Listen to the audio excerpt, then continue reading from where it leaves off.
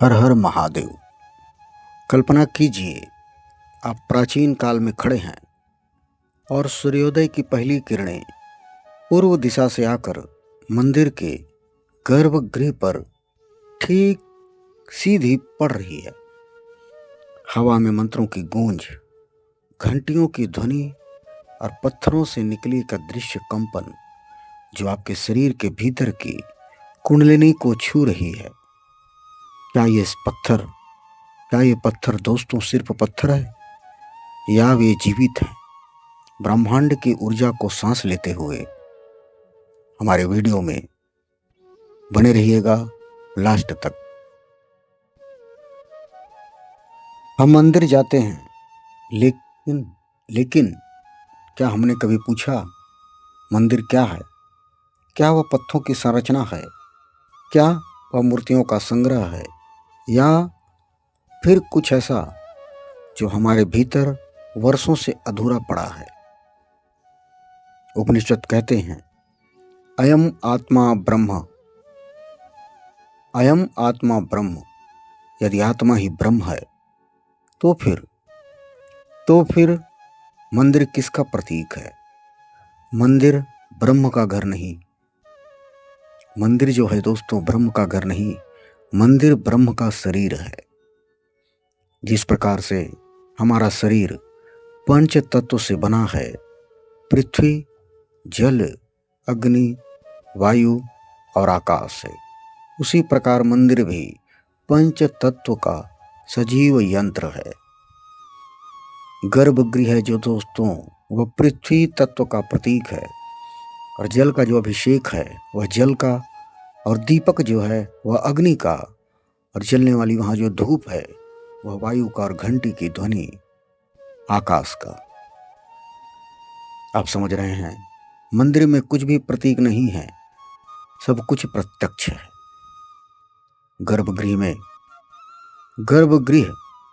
गर्भगृह शब्द को समझिए। गर्भ और गृह, गर्भ प्लस गृह, जहाँ जन्म होता है।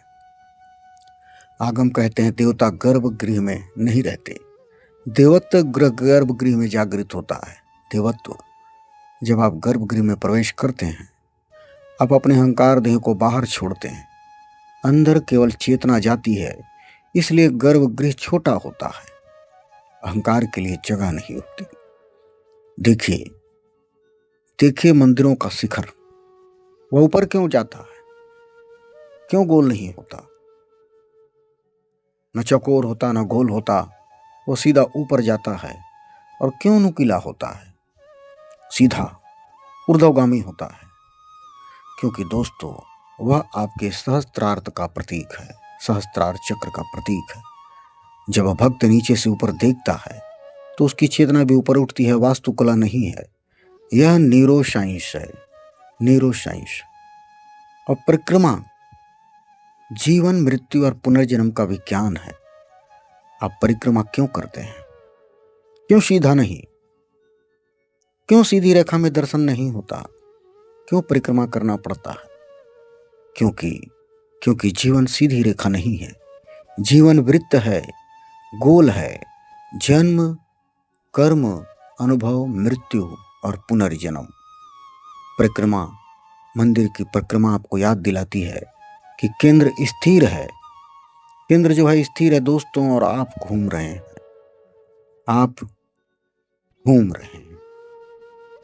और घंटी क्यों बजती है? घंटी क्यों बजती है? किसी जगाने के लिए, देवता को नहीं। घंटी आपको जगाने के लिए बजती है, आपको जगाने के लिए। उपनिषद कहते हैं, नादो अंतःकरणस्य द्वारम। नाद ही अंतःकरण का द्वार है। काशी जो है दोस्तों, काशी केवल नगर नहीं है, काशी एक अवस्था है। अवस्था, अविमुक्त क्षेत्र, जहाँ शिव कभी नहीं छोड़ते। यहाँ मृत्यु डर नहीं है, यहाँ मृत्यु दीक्षा है। काल भैरव द्वारपाल है। क्योंकि बिना मृत्यु को स्वीकार किए कोई मोक्ष में प्रवेश नहीं कर सकता।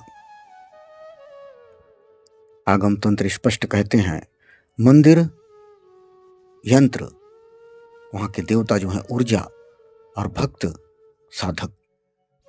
प्राण प्रतिष्ठा का अर्थ है पत्थरों में जान डालना नहीं दोस्तों, पत्थरों में जान डालना नहीं, साधक में संवेदना को जगाना ही प्राण प्रतिष्ठा।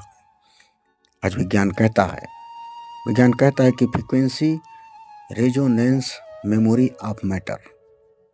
इसे पहले ही कह चुके हैं, पत्थर सुनता है, पत्थर याद रखता है और पत्थर प्रतिक्रिया भी देता है। जब आप मंदिर से बाहर निकलें तो यह मत कहिए दोस्तों दर्शन हो गए, यह कहिए आज स्वयं से भेंट हुई। मंदिर का रहस्य देखिए दोस्तों, कल्पना कीजिए एक विशाल पुरुष लेटा हुआ है, उसका सिर ईशान कोण में, पैर दक्षिण पश्चिम में, उसका पूरा शरीर 64 भागों में बटा है। प्रत्येक वर्ग एक देवता, ग्रह या ऊर्जा क्षेत्र का घर। यह है वास्तु पुरुष मंडल, मंदिर की आत्मा। केंद्र में ब्रह्म स्थान जहाँ गर्भगृह होता है। यहाँ कोई स्तंभ नहीं, कोई दीवार नहीं, सिर्फ और सिर्फ शुद्ध आकाश, जहाँ दिव्य ऊर्जा सबसे पहले शुद्ध रूप में इकट्ठी होती है।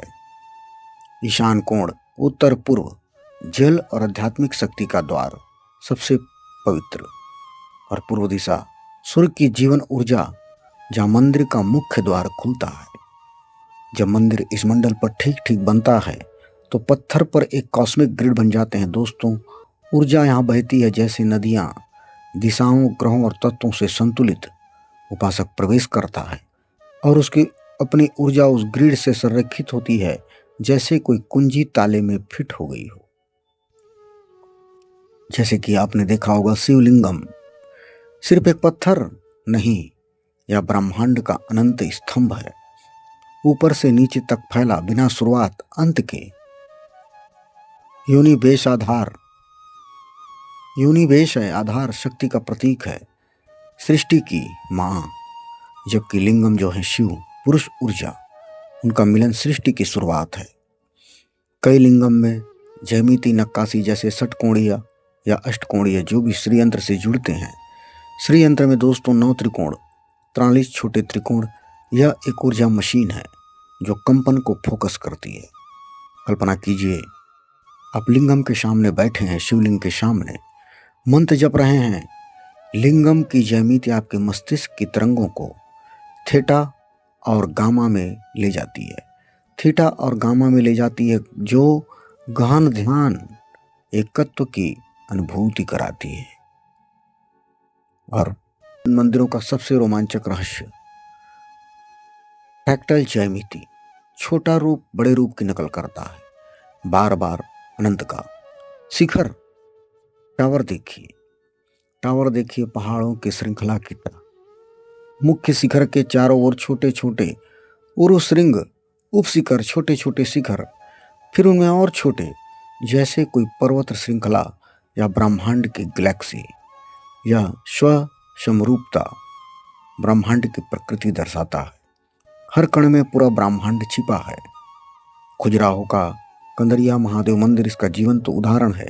एक शिखर में पूरा मंदिर दोहराया गया है। और जानेंगे कि ऊर्जा कैसे जागती है। यह जीवंत अनुभव है दोस्तों, जीवंत अनुभव कि मंदिर जाने से हमारी ऊर्जा कैसे जागती है। सूर्य संरेखण, सूर्य की किरणें गर्भगृह पर पड़ती हैं, पत्थर चार्ज हो जाते हैं।